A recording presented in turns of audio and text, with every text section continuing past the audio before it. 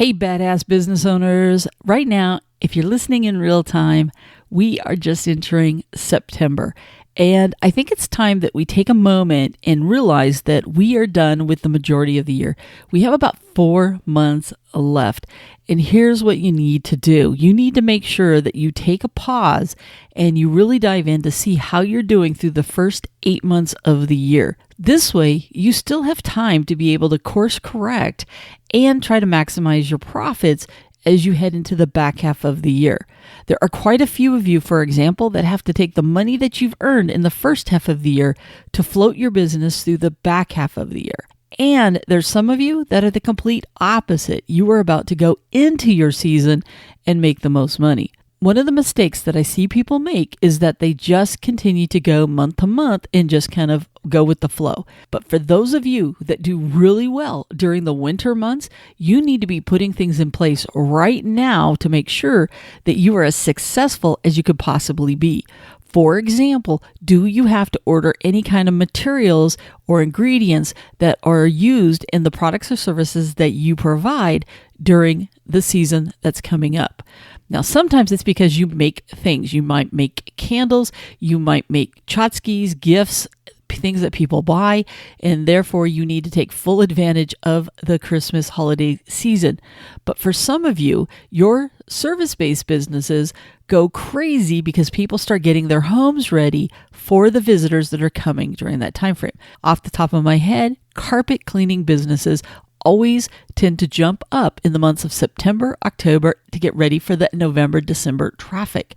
And you have to be ready for what are you going to do to be able to get that business and take advantage of it. Whatever type of business you have, you still want to make sure that you maximize your sales during the last 4 months. Because even if they're your slowest months, you still want to beat the previous year. So let's just say your normal month is about $20,000 in sales, but your winter months are about 10. How much of a difference will that make for you if you can get that business up to 12 versus the 10? The odds are it's going to help you cover all of those expenses that you usually have to pay for from other times of the year. The biggest thing is whenever you're listening to this, you can adjust it as needed. But for those of you guys that listen in real time, I really want to make sure that you maximize what's coming up. Please grab your profit and loss statement and start diving in and seeing what happens during those months. If you have any kind of sales records, please make sure you're doing that. It's really important that you use the data that you have from previous years to help you go forward. For example, do you need to plan on doing any specific advertising? Do you need to get some coupons out there? So for example, with our carpet cleaning business, one of the things that they would love to be able to do is get involved with some of those coupons that, like if you have a coupon paper or something like that. This way you can get a coupon out there for some of your most popular sales that you have. Keep in mind, please, anytime anybody is using a coupon, please make sure that you are still profitable. I can't tell you how many small businesses I sit down with and we go through their coupon and we find out that they're not making any money on it. Matter of fact, I just did this with a business the other day and they thought they had a great coupon that was out there and it brought them a lot of business. But once we walked through their business and did their business numbers and took out for their cost of goods and their expenses, turns out that they were making like $2 every time someone used that coupon. So here they were busting their butt doing a lot of these particular services only to make $2 every time they did. That's not the type of profit that you want to have.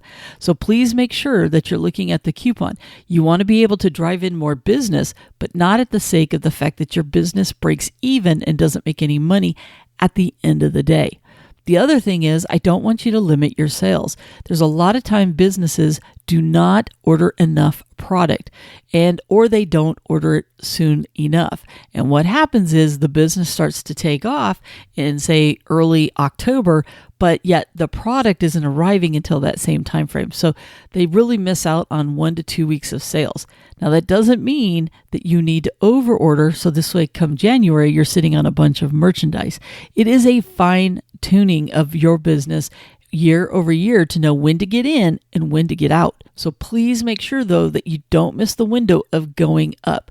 Because if you know you're going to sell that at the holiday season, it's better for you to have it a little bit early than not have it at all. Because at least that way, if everything starts earlier, you're able to get it. Now, for some of you, you really need to be pivoting your business. So it's not that you have a business that's going up, it's more of your business is going down.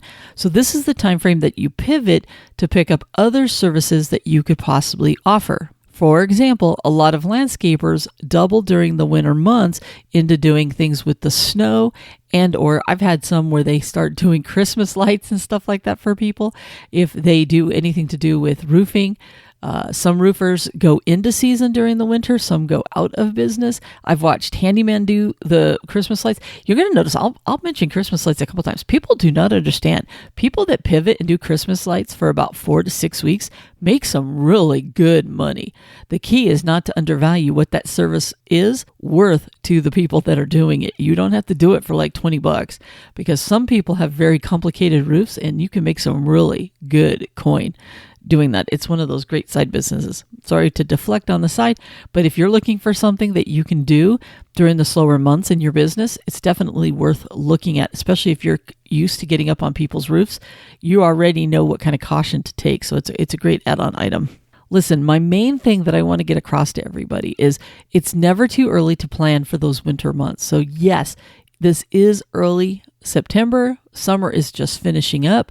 The last thing you want to think about is winter. I understand that. You want to enjoy your fall. I want you to enjoy your fall. But what I don't want you to do is I don't want you to be ready for winter because you are too busy working on what's going on today. You really need to wear two hats in your business. The employee you should be working on all the businesses you got going on right now. The business owner you needs to be saying, how do I maximize my fall and how do I maximize my winter? Plus, this is a great time to start really diving into some of those processes that you've been putting off, cleaning up and fixing. Because now what you can do is you can spend the next 4 months working on some of those processes, testing them out, changing things. This way, when you start the new year, you're ready to hit the ground running because you've already changed those processes, you've already cleaned them up, and now you're not having to start fresh at the beginning of the year. You never want to have to jump in and start the business on January 1st. You really need to use the back half of the year to fine-tune your business. So you want to try to maximize your sales, try different things, try new things, but also spend some time cleaning up those processes that you've been putting off for a long time. Now, this is a great thing, by the way. You've heard me recommend the 12-week year. We'll put a link in the show notes for you. But the 12-week year basically says that you're taking every 3 months and you're recreating a new year. This is a perfect time of the year to do one of those 12-week runs because it allows you to make it 12 weeks or 16 weeks. I don't really care. But really what you're doing is you're sitting down and you're defining what the next 12 to 16 weeks looks like and how you're going to treat it just like a year. But that year is so much more compact, which is why they call it the 12-week year. It really forces you to be successful because you're checking this every single week to make sure that you hit the goal that you have.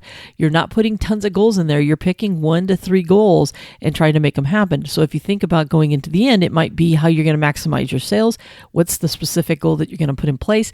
You might find 1 or 2 operational, procedural things that you're going to work on. You might find 1 or 2 procedural things that you're going to really dive into and work on and clean up, because ultimately when you clean up one of those, you give the business more profit, which is why you do it. You help speed it up, you help make it smoother, you help with loss, whatever the case may be. So do me a favor. I want you to have a plan going into the back half of this year. What do you plan to do to maximize your sales?